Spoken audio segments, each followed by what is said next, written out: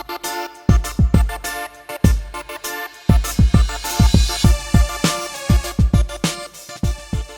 guys, Enzo Flojo here, and this is the Mabuhay Basketball Podcast, the only show that brings you the latest scoop on everything basketball here in the Philippines. Whether you're a diehard fan, a casual observer, or just looking for some good old-fashioned hoop talk, you've come to the right place. So whether you're a fan of the PBA, the UAAP, the NCAA, GILAS, or any other league in the Philippines, we've got you covered. And if you're just discovering the exciting world of Philippine basketball, we're here to guide you through every dunk, crossover, three-pointer, and controversial college transfer. So get ready to be entertained, informed, and inspired as we delve into the world of Philippine basketball. This is the Mabuhay Basketball Podcast. Let's talk some hoops. Hey guys, Enzo here, and this is the Mabuhay Basketball Podcast. Now, in this episode, we'll talk about some issues or controversies recently surfacing and, kind of connected to Philippine basketball, in particular to the PBA. We'll talk about whether the Philippine government should maybe investigate the latest game-fixing allegations concerning some personalities connected to the PBA, whether the PBA should flat out ban its players from playing in Ligang labas, especially after that video that surfaced a couple of days ago that involved PBA players Jerry Kinyahan, Bo Belga, and I think a couple of other players were actually present in that game. And if the PBA actually also needs to revisit its salary structure to prevent players from even thinking of playing in Ligang labas, or maybe even remotely entertaining ill-willed people from approaching them and even offering certain potentially controversial engagements, diba? As always, we will also spotlight fan reactions right here. So I'm not going to be reading from any article or anything like that for now. I'm going to focus on our polls. I posted about 3 Twitter polls about these topics over the past week. So I'll be sharing them with you, and I'll be sharing some reactions from some of our, Philippine basketball fans and members of the media. All right? Okay. So the first poll I posted several days ago was this, with a Singaporean businessman charged with game fixing related to some PBA games from the past, should the Philippine government also launch a formal investigation? And more than 85%, or close to 9 out of 10 people, actually said yes, the Philippine government should. Now, by government, it can mean many things. I definitely don't think, the president or the Senate should get into this unless, of course, it's revealed that it's bigger than we think. But maybe because the personalities allegedly involved are connected to the Philippine Basketball Association, and I'm sure that the PBA, as they said, will conduct, or maybe has already started conducting, an internal investigation. And because the PBA, I think, is under the Games and Amusement Board of the Philippines, perhaps that branch of the government, the Games and Amusement Board, should consider at least giving oversight to the investigation of the PBA, or maybe even conduct their own independent investigation. All right. Now, what makes this a unique situation is it's an international entity that is allegedly saying the PBA has some sort of involvement in these game-fixing allegations, okay? And that the revelation of the Singaporean businessman being involved, allegedly, potentially kind of opens the possibility that there's a gambling ring that's international in scope, and that it covers local leagues like the PBA, allegedly. I'm going to spotlight the reactions from colleagues from the media. Okay? The first one is from Ivan Saldaheno, who I think is the guy behind gov't PH. He says since the GAB, or Games and Amusement Board, is under the Philippine government, then yes. And I kind of agree with Ivan. No, at the very least, maybe the GAB should, or maybe they already have, no, give the PBA a call and parang ano lang, kamusta? O how's your investigation? Has it started? Can you give us a copy of your final findings, if ever? Do you want the GAB to send a representative and stuff like that? All right. Next is from Christian Jacinto, no, or Christian Baseman, okay, on Twitter. He says, yeah, it's about time. If a foreigner is affecting games from afar, then we could be looking at a massive operation which needs to be addressed lest they leave fans questioning the integrity of the game here even more. Okay, jail time should be the consequence for those involved. Now, Christian, of course, has a very strong stance on this. No? But again, like what we said earlier, what makes this unique is that it seems like there's a foreign influence, okay, that is allegedly potentially affecting outcomes of professional matches here in the Philippines, okay? And if, the Singaporean court or the PBA's internal investigation finds proof that this actually is true or that this is actually taking place, okay, then that could potentially open a bigger can of worms, no? And if that happens, then potentially maybe government entities will start to get more involved as well. That's the kind of scrutiny and involvement we don't want for the PBA's sake. We don't want for Philippine basketball's sake, and certainly the timing is just really, really bad because we're hosting the biggest international basketball event of this calendar year, which is the 2023 FIBA Basketball World Cup in late August until September. Now, moving on. Now, we're going to focus on Ligang labas. Okay? I had two polls connected to Ligang labas. No? First is, this is, I think, the same day that that video came out of a brawl in Cebu between the team that had, based on my recollection, it had Jer Kinyahan, it had Bo Belga. I think it might have had, I'm not sure if Robert Bolig was there, or some other players as well. No? The other side are players from a foreign team that's like a traveling team, no? Here in the Philippines. And I think they traveled to Cebu, and I think they have plans of going to Davao, or maybe they already have. So in that incident, it was mainly Kinyahan and Belga. Based on the video we saw, it was mainly them who were kind of involved in the tussle with a player from the other side. Okay, so with the basket brawl incident in Cebu involving a couple of PBA players, should the PBA just flat out ban players from playing in outside leagues except for national team duty? Okay, 72% majority said yes, the PBA should flat out ban PBA players from playing in outside leagues. And the other poll is this, and this is medyo tangent na from the actual brawl, but it kind of makes you think also, bakit ba sumasali sa Ligang labas ang mga PBA players in the first place?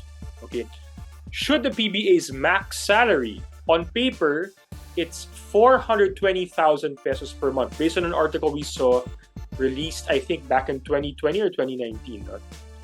Should it be raised to better compete with international leagues like the B League, KBL, and further discourage playing in Ligang labas? Now, much more people said yes here. No? 88.8% or close to 90% said, oo, dapat dati pa nag-raise ng max salary. 11.2% said no need. No? Now, 420,000 pesos per month is huge in the Philippines. Okay, that's about, give or take, $5,000 US, the equivalent. Okay, per month in the US.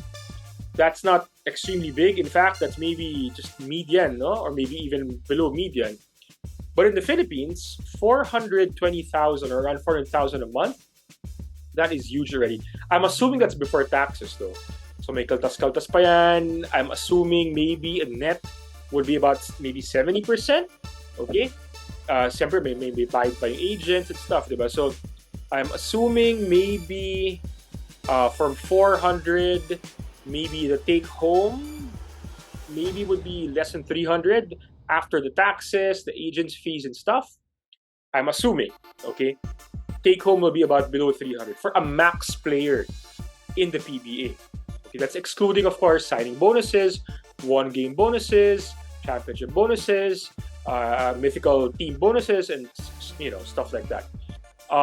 Now, if the take home is around that much, about let's say 300 or a little bit less, that's still extremely huge in the Philippines. Okay, that would put these PBA players at par with, I think, a good number of C-level executives or top-level management employees already in either big local companies or mid-level, top-level managers in multinationals.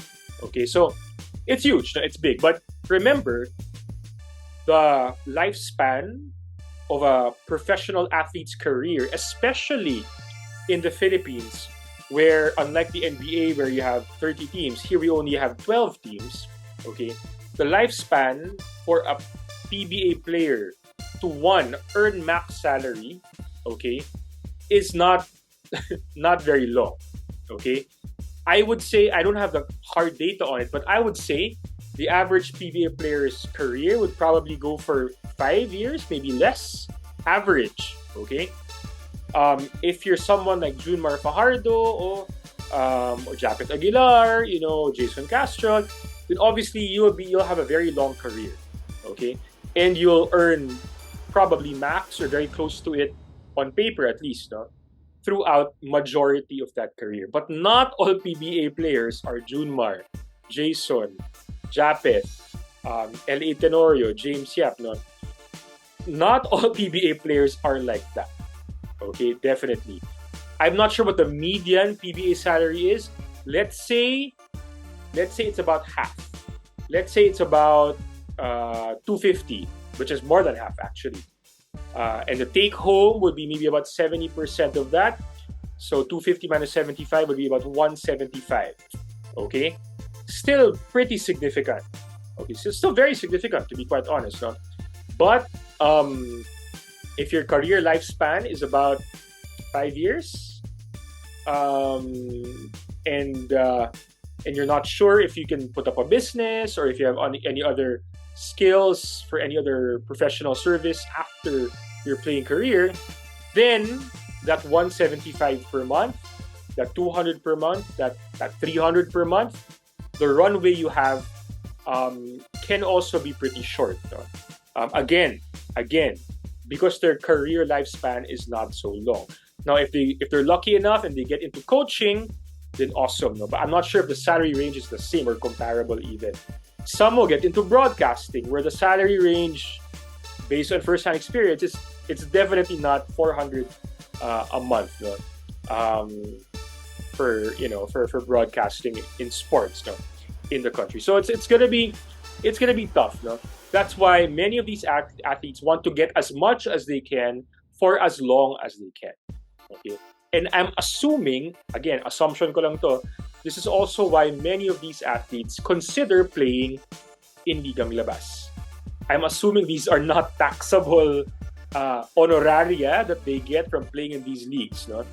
And I'm assuming this is not chump change that's being given to them as well.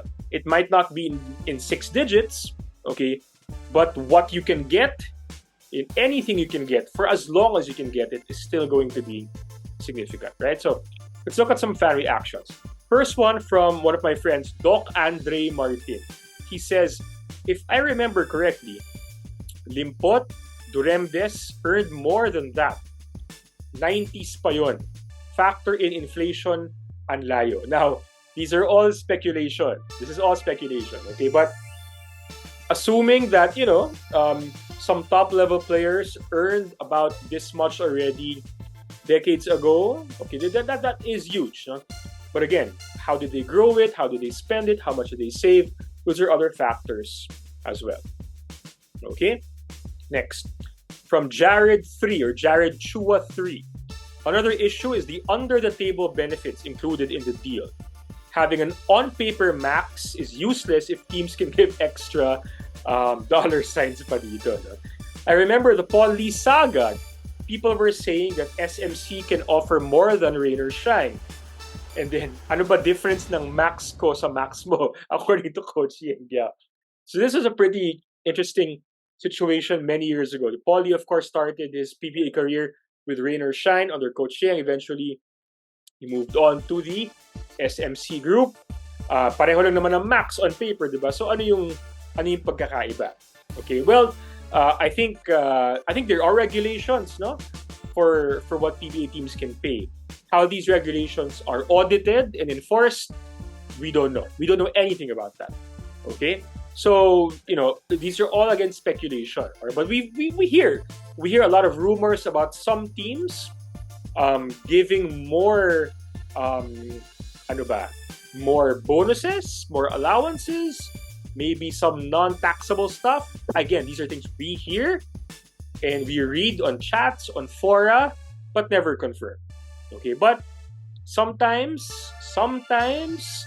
people believe that where there's smoke, there's fire. So take from that what you want. All right, next from Adun Toridas or Adun. He says, yup, allow competing brands like Chooks to go to join even. More teams, higher pay for all, better parity, better for Philippine basketball over. So this is a bit of a tangent already from the topic. But I guess what Adun is saying is, for a PBA player's career to really be healthy, sana mas may parity sa league, sana mas maraming teams, sana mas maraming competing brands, and sana, I guess, mas malaki ang sweldo ng mga PBA players. Next, from I Am Whale.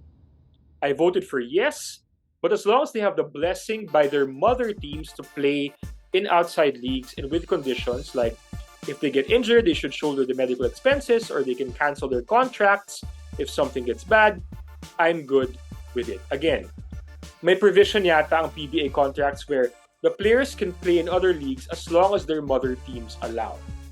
Based on what we've read so far connected to this latest controversy on what happened in Cebu, it looks like the PBA players involved there did not have their mother team's consent. So that adds another layer of complexity to this whole issue and case. Last one from TMZ43. Dapat payagan na yung ligang labas. Pag na-injure, putol kontrata. Medyo mabigat naman to. But I guess from a team's perspective, if we didn't give consent for you to play in another league and you got injured in that league, then, dehado yung team. Dehado yung organization. Okay? Does that mean that they have enough just cause to terminate the contract? I'm not sure. I'm not a lawyer. Maybe our sports lawyers out there would have the legal credibility to be able to answer that. No? But from a fan's perspective, it makes sense. If a player plays in a league where he's not supposed to play and not allowed to play by his mother team, and then he gets injured, which prevents him from providing the service he's contracted for his mother team, then from a fan's perspective, that is just cause already to perhaps put a pause or terminate that contract or agreement between the player and the team already.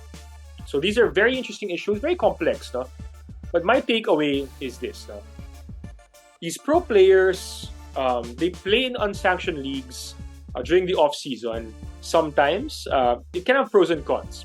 Okay, what are some potential pros or advantages? Now, one, they get to be in game shape. Okay, they, instead of just sitting around, well, they don't sit around, of course, no, but they get to be in game shape. They get exposed to other athletes who, iba kasi yung nagshooting ka lang, iba yung naglalaro ka talaga, diba?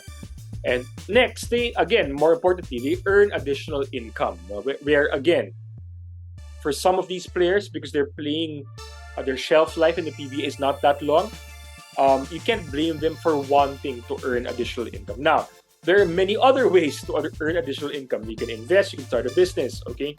But for some of these players, I guess, maybe they're confident that they can still play, or their confidence level in terms of venturing in other fields is not as high as their confidence in actually playing. Okay, so that's what they're good at. so they're gonna play.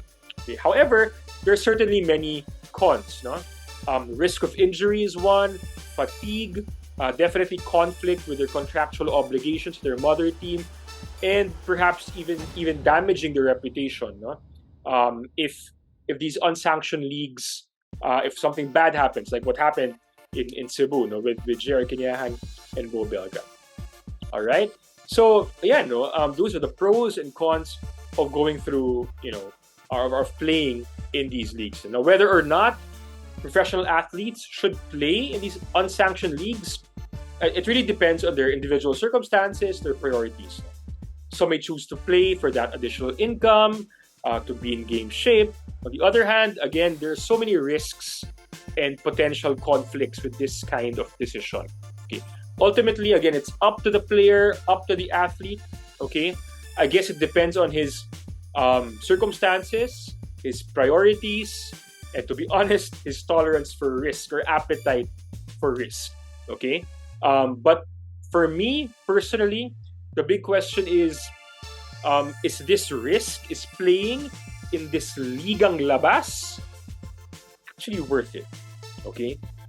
Perhaps, for a lot of people, it's not worth it. Okay. Maybe for some athletes, maybe it is. Okay. If you like this topic, then you should like our future topics and discussions as well. As always, we'll spotlight your fan comments because we value what you guys think. Our next episode drops tomorrow, so watch out for that. Mabuhay ang Philippine basketball. Mabuhay tayong lahat. Again, thanks for tuning in to this episode of the Mabuhay Basketball Podcast. We hope you enjoyed listening as much as we enjoyed creating it. So don't forget to follow, like, and subscribe so you never miss an episode. Also, feel free to leave a comment because we love that engagement. And who knows, maybe your comment might be featured next. You can also read my stuff on clutchpoints.com, Tiebreaker Times, and of course, FIBA.basketball. Follow me on Twitter at HoopNut or Instagram at TheHoopNut for more content and updates. Until next time, keep betting on yourself, shooting your shot, and seizing the moment. Mabuhay ang Philippine basketball.